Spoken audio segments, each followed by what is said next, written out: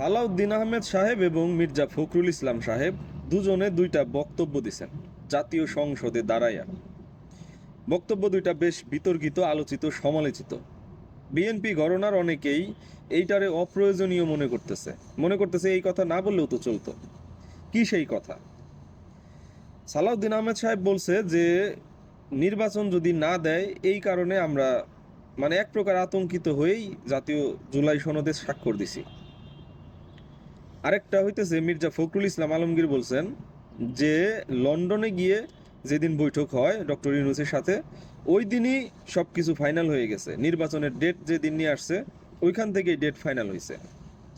এই দুইটা বক্তব্য দুইজন সিনিয়র নেতা এবং খুবই প্রভাবশালী নেতা বিএনপির, একজন স্বরাষ্ট্রমন্ত্রী আর একজন স্থানীয় সরকার পল্লী উন্নয়ন মন্ত্রী।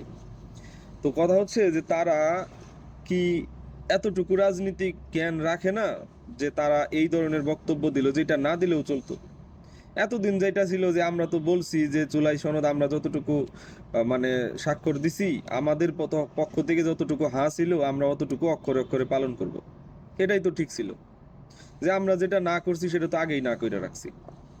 তাইলে কেন আগ বাড়ায়া বা অতিরিক্ত সালাউদ্দিন আহমেদ এই কথাটুকু বললেন যে যদি নির্বাচন না দেয়